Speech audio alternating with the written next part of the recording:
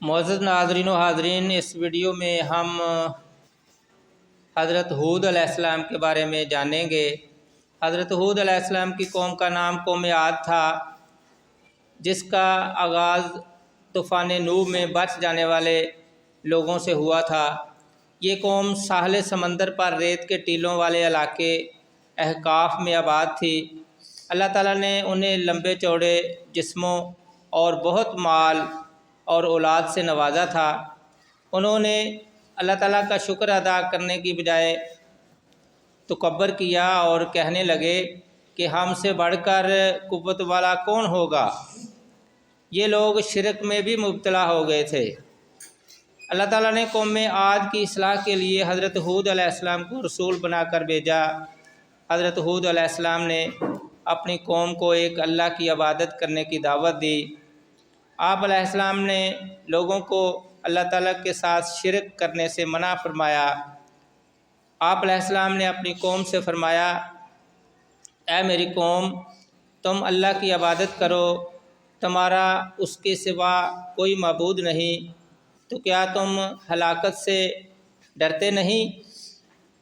آپ علیہ السلام نے ان سے یہ بھی فرمایا کہ میں تمہیں اپنے رب کے پیغامات پہنچاتا ہوں اور میں تمہارے لیے امانت دار خیر خواہ ہوں۔ حضرت ہود علیہ السلام کے بہت سمجھانے کے باوجود بھی جب قوم عاد اپنی برائیوں سے باز نہ آئی اور انہوں نے حضرت ہود علیہ السلام کی بات نہ مانی، تو اللہ تعالیٰ نے ان پر ایک بادل کی صورت میں عذاب بھیجا۔ قوم بادل کو دیکھ کر خوش ہو گئی اور کہنے لگی کہ اب بارش تو ہوگی۔ حضرت ہود علیہ السلام نے فرمایا کہ یہ اللہ کا عذاب ہے، لیکن قوم اس بادل کو دیکھ کر خوشیاں مناتی رہی، یہاں تک کہ اللہ تعالیٰ کے عذاب کی سخت آندھی آ گئی اور جو 8 دن اور 7 راتوں تک مسلسل چلتی رہی۔ ساری کافر قوم اس آندھی میں ہلاک ہو گئی۔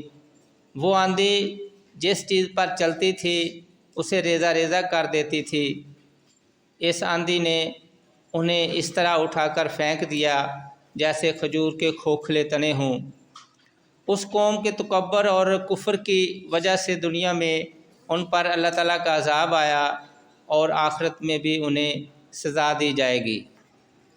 اللہ تعالیٰ نے قوم عاد کے بارے میں فرمایا، لہذا ہم نے انہیں یعنی ہود علیہ السلام کو نجات عطا فرمائی اور ان کو بھی ان کے ساتھ تھے اپنی رحمت سے، اور ہم نے ان لوگوں کی جڑ کاٹ دی جنہوں نے ہماری آیتوں کو جھٹلایا اور وہ ایمان لانے والے نہ تھے۔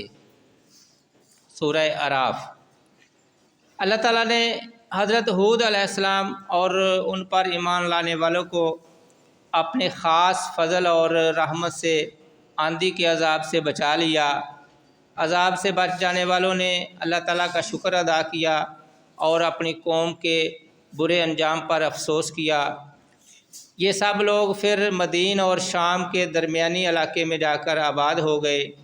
حضرت ہود علیہ السلام اور قوم عاد کے واقعہ میں ہمارے لیے سبق ہے کہ ہم اپنی طاقت اور صلاحیتوں پر اللہ تعالیٰ کا شکر ادا کریں، غرور اور تکبر نہ کریں اور اللہ تعالیٰ کے عاجز بندے بن کر زندگی گزاریں۔